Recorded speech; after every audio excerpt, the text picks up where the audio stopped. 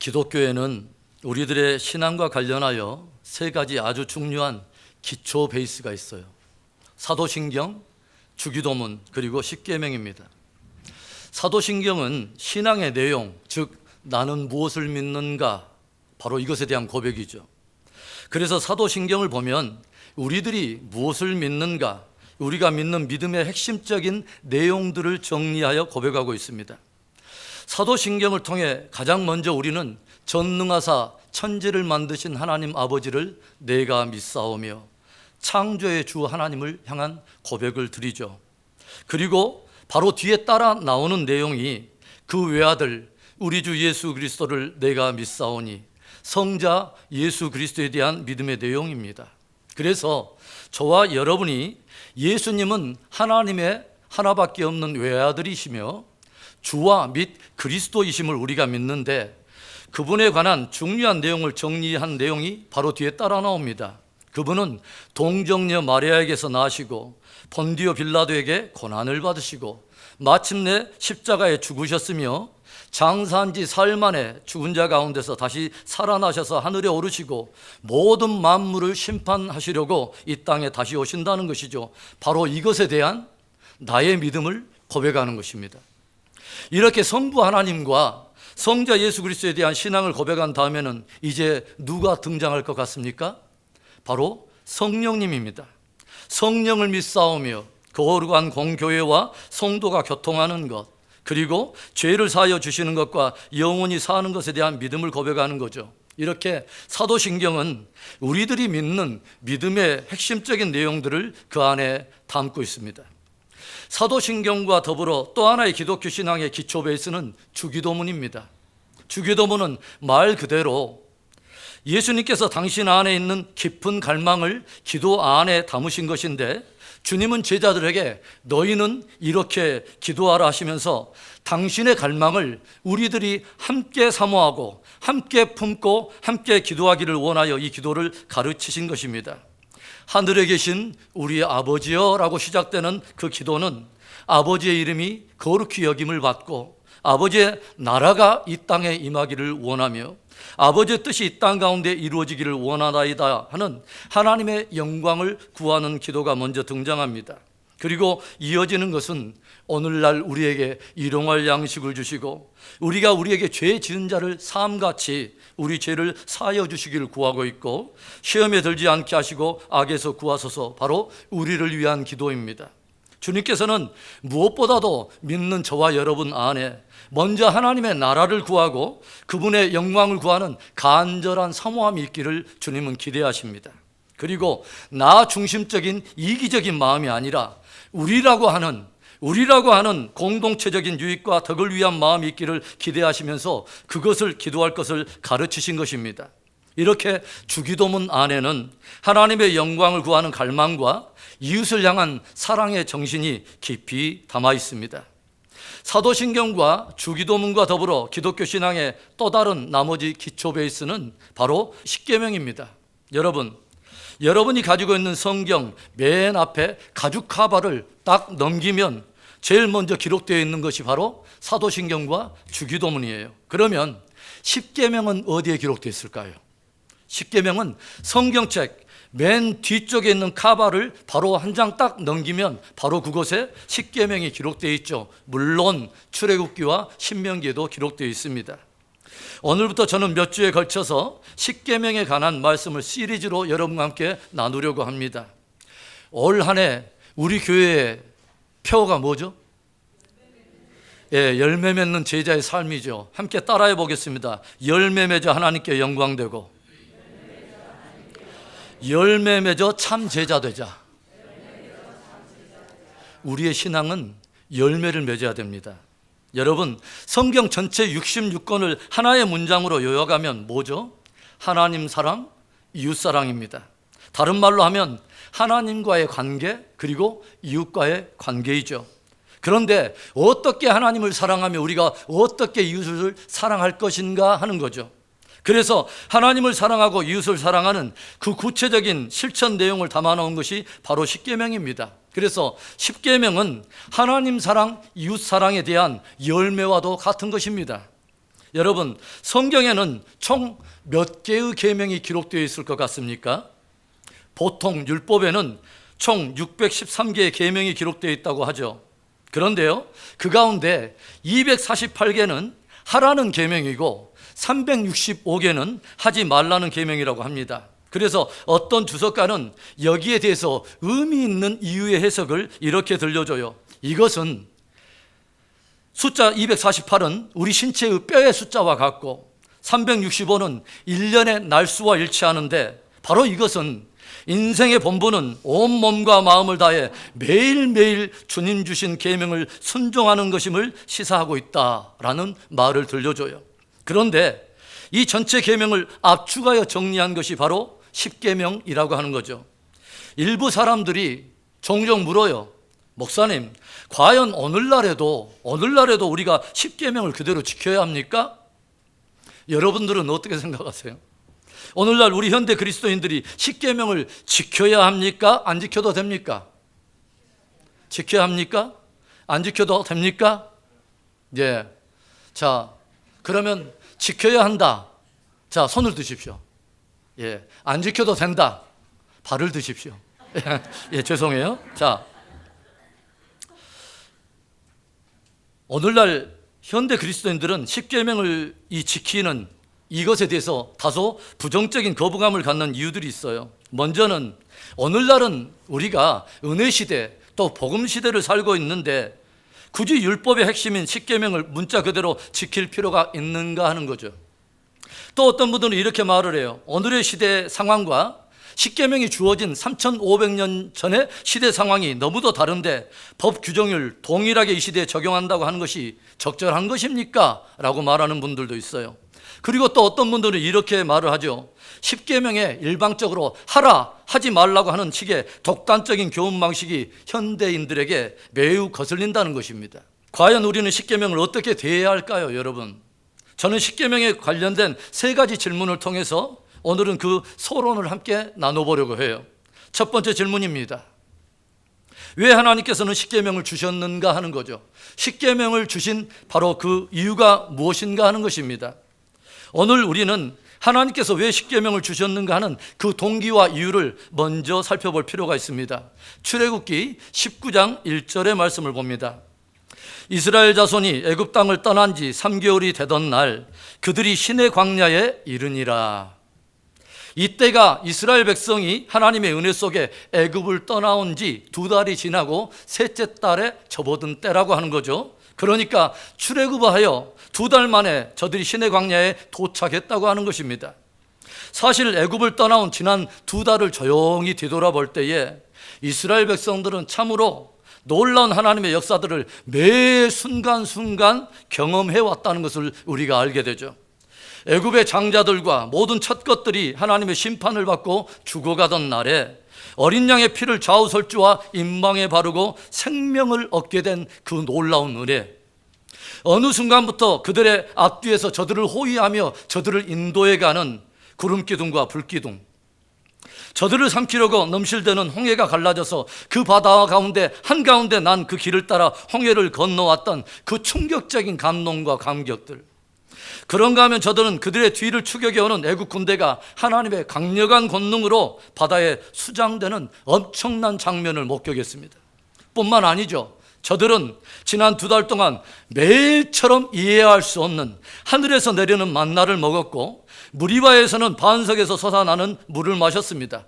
그리고 게다가 이곳 시내 광야에 이르기 바로 직전에 르비딤에서는 아말렉과의 전쟁이 일어나는데 하나님의 놀라우신 도움으로 큰 승리를 거두는 쾌거를 체험했습니다.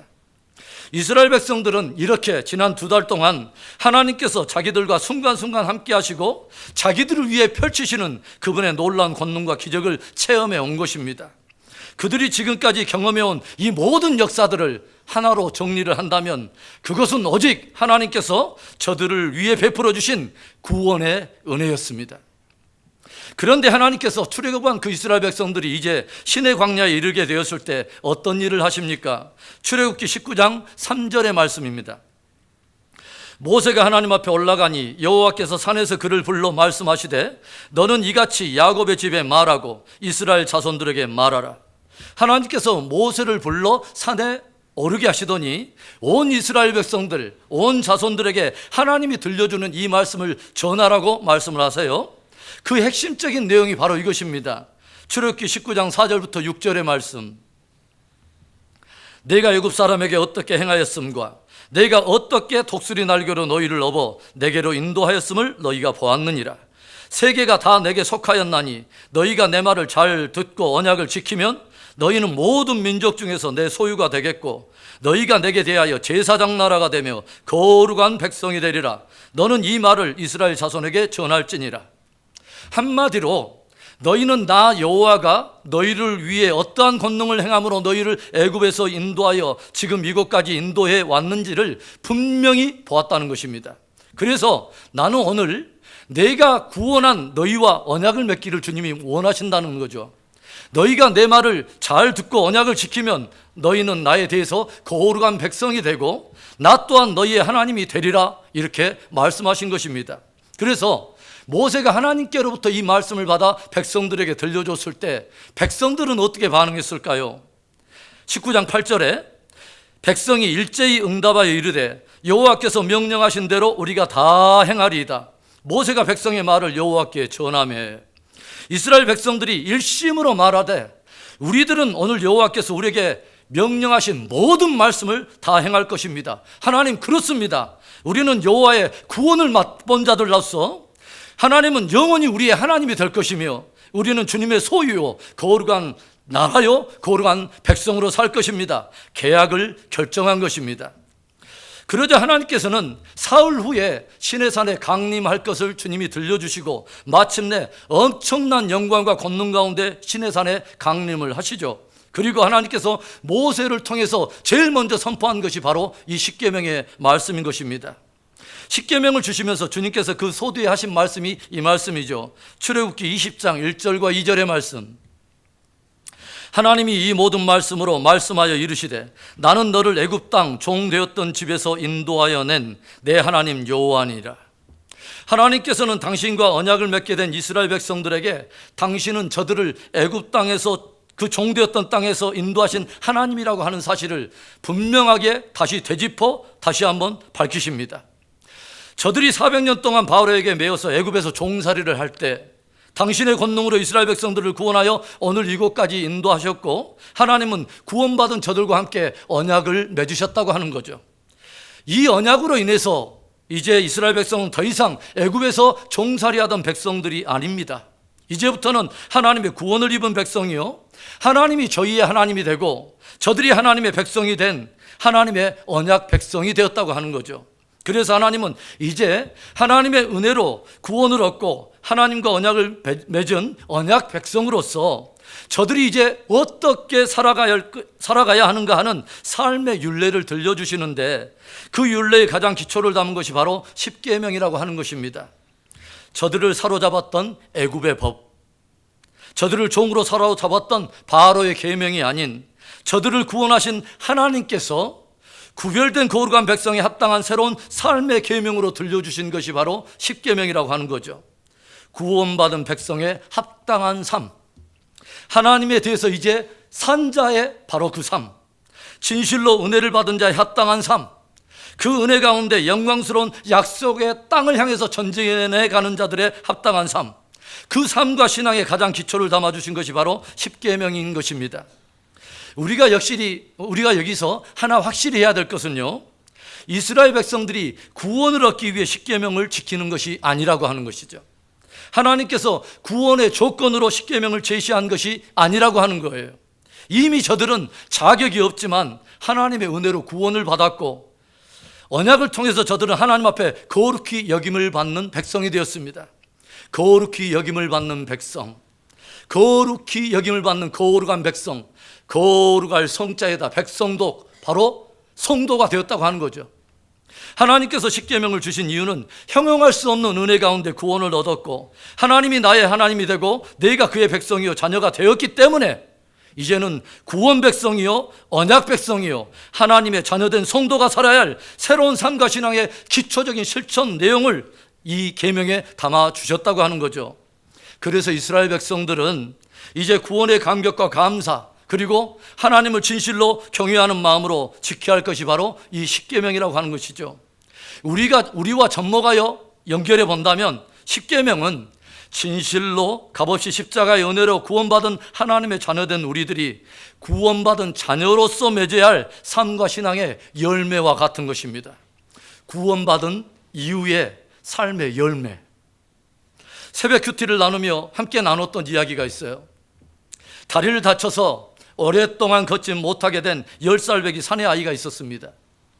다행히 그 소녀는 많은 사람들의 후원으로 탁월한 의사를 만나 수술을 받게 되고, 재활 훈련을 거친 그 아이는 마침내 걷기 시작하고 급기야는 뛸 수 있게 되었습니다. 사람들은 정말 놀라운 기적이 일어났다고 마음껏 축복해주며 기뻐해 주었어요. 그로부터 10년이 지난 후에 아이를 수술한 의사가 당시 아이의 재활 훈련을 담당하던 간호사를 우연히 길에서 만나서 물었습니다.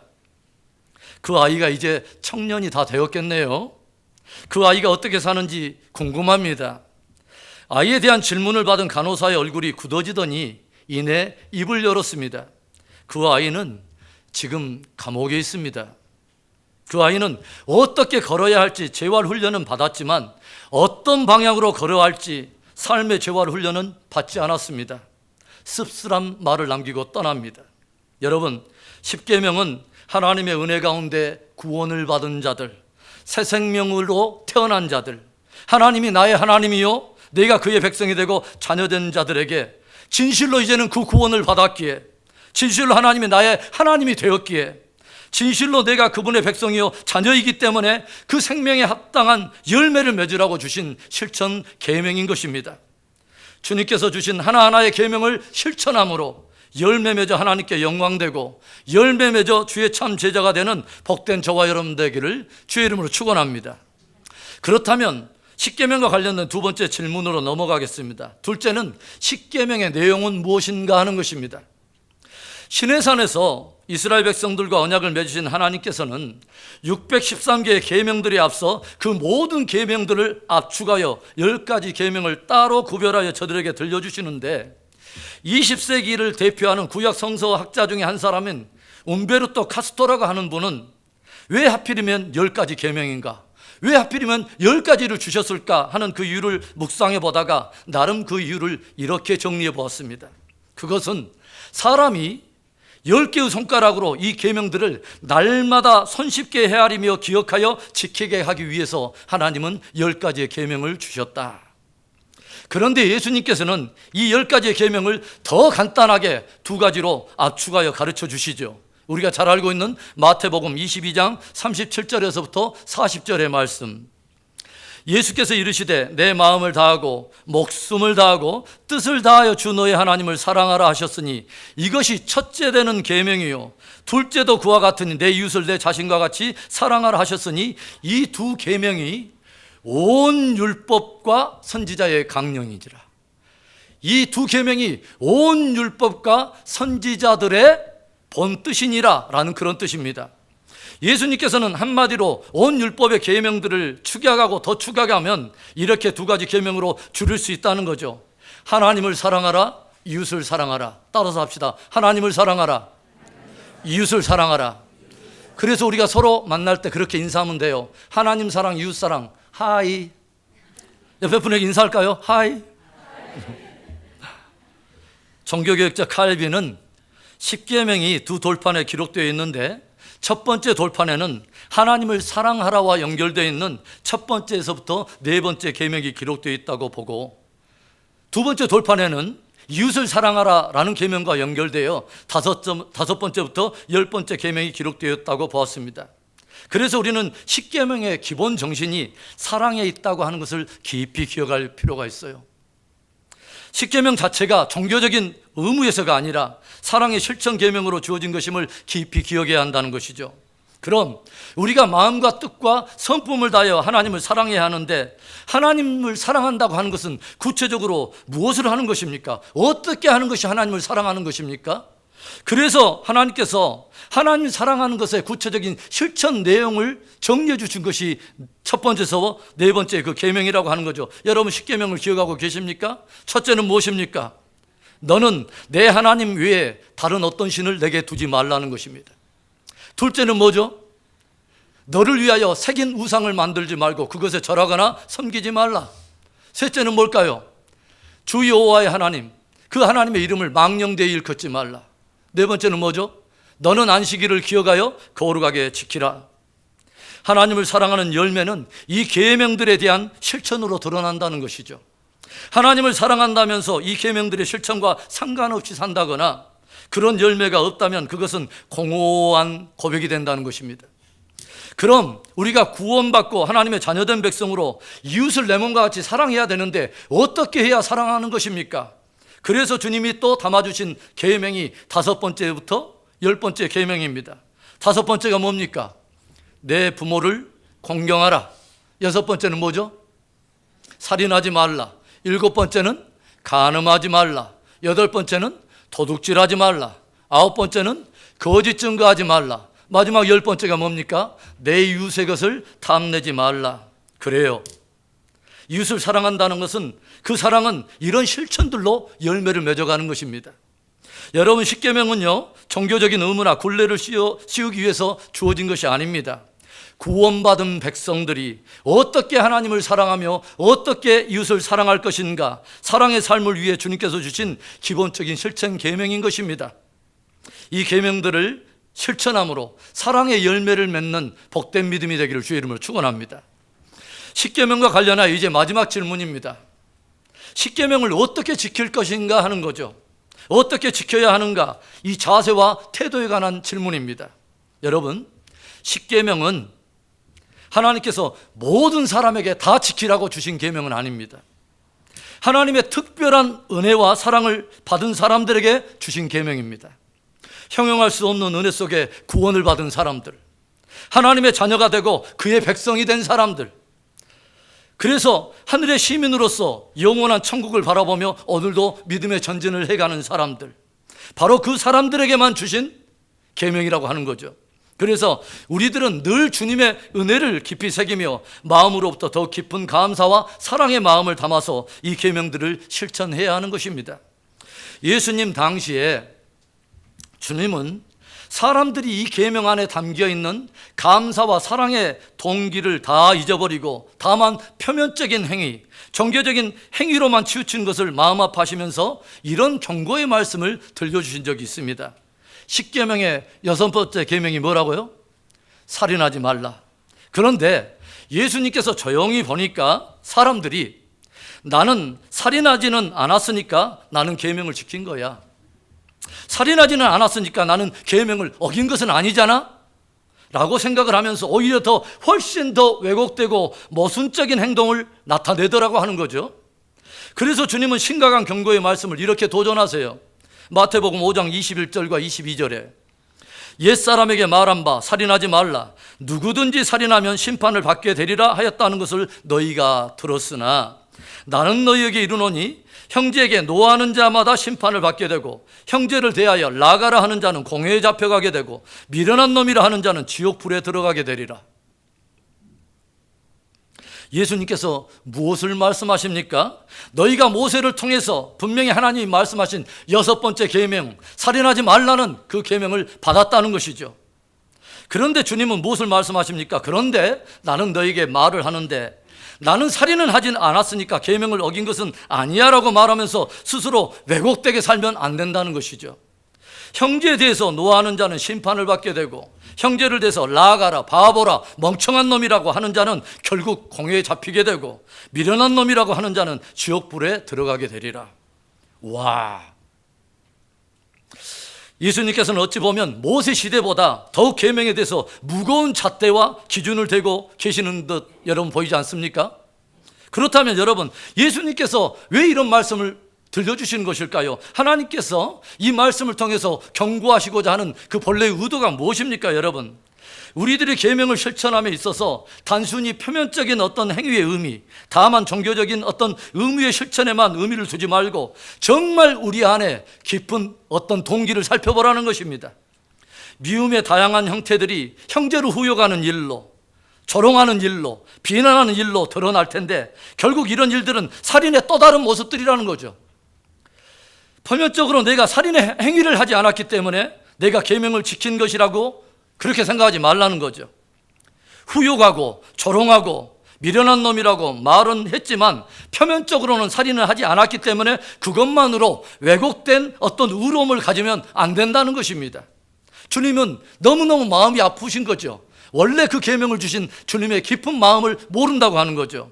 형용할 수 없는 은혜 가운데 구원받은 자에게 마땅히 있어야 될 참된 감사의 마음, 측량할 수 없는 은혜, 1만 달란트 빚진 가운데서 용서받은 바로 그 용서를 받은 자로서 형제를 향한 사랑이 없는 그 마음을 너무 아파하시는 것입니다. 간음의 문제도 다 똑같다는 거죠. 뉴성 베이직 라이프를 통해서 우리가 말씀을 조금 나눴지만 주님께서 말씀하시죠. 내 마음을 다하고 뜻을 다하고 성품을 다하여 주 너의 하나님을 사랑하라. 이것이 크고 첫째 되는 계명이다. 그리고 둘째도 이와 같으니 내 이웃을 내 몸과 같이 사랑하라. 여러분, 그런데 분명히 내 이웃을 내 몸과 같이 사랑해야 하는 것은 알고 있는데 문제는 내가 사랑할 능력이 없다는 거예요. 내 몸같이 사랑하라고 하는 그 사랑이 저와 여러분에게서는 나지 않는다는 거예요. 그런데 어떨 때만 이 사랑이 우리에게만 나오냐면 하나님의 사랑이 나에게 흘러오면, 하나님의 그 은혜가 나에게 흘러 들어오면 그 사랑이, 그 은혜가 나로 하여금 이웃을 사랑하게 해요. 그러니까 저와 여러분이 정말 사랑으로 계명을 실천하고 이웃을 사랑하려면 먼저는 무한하신 하나님의 사랑 앞으로 나가야 되는 거죠. 무한하신 하나님의 은혜를 입어야 하는 거예요. 구원받은 사람들, 은혜를 입은 사람들, 하나님의 자녀가 된 백성들에게 주님이 이 계명을 실천하라고 주님이 주셨어요. 그 말은요, 계명을 실천할 때마다 그 구원의 은혜를 깊이 생각해 보라고 하는 거죠. 하나님의 그 사랑과 은혜가 다시금 나의 마음에 흘러 들어오면 메마르고 강팍하여 쩍쩍 갈라져 버린 우리의 마음에 그 무한하신 그 하나님의 사랑과 은혜가 흘러 들어오면 비로소 우리는 나의 사랑이 아닌 그분의 사랑을 흘려보냄으로 이웃을 사랑할 수 있다는 것입니다. 사랑하는 성도 여러분, 십계명을 우리가 지켜야 할까요? 아니면 안 지켜도 될까요? 그렇다면 이런 말씀에 대해서는 여러분 어떻게 생각하십니까? 계시록 22장 14절과 15절의 말씀, 자기 두루마기를 빠는 자들은 복이 있으니 이는 그들이 생명나무에 나아가며 문들을 통하여 성에 들어갈 권세를 받으려 함이로다. 개들과 점술가들과 음행하는 자들과 살인자들과 우상숭배자들과 및 거짓말을 좋아하며 지어내는 자는 다 성 밖에 있으리라. 점술가들, 우상숭배자들, 살인자들, 음행하는 자들, 거짓말하는 자들, 다 무엇과 연결되어 있는 말씀이죠? 십계명. 말씀을 마칩니다. 사랑하는 성도 여러분, 주님은 주님의 은혜로 구원 얻은 이스라엘 백성들과 언약을 맺으시고 하나님이 그들의 하나님이 되고 그들이 하나님의 자녀된 그 복된 자들에게 이제 새 생명을 얻은 자에 합당한 삶과 신앙의 규례를 압축하여 십계명을 주십니다. 바로 십계명은 그렇게 구원을 얻었기 때문에, 그렇게 큰 은혜를 입었으니, 그렇게 큰 영광을 위해 부름을 받았으니 하나님을 사랑하고 이웃을 사랑하라는 것입니다. 여러분 기억하세요. 계명은 무거운 종교의 짐이 아니라 주님의 은혜로 새롭게 된 사람들에게 자연스럽게 맺히게 되는 열매인 것입니다. 열매 맺어 하나님께 영광되고 열매 맺어 주님의 참 제자 되는 복된 우리 모두 되기를 다시 한번 주님의 이름으로 축원합니다.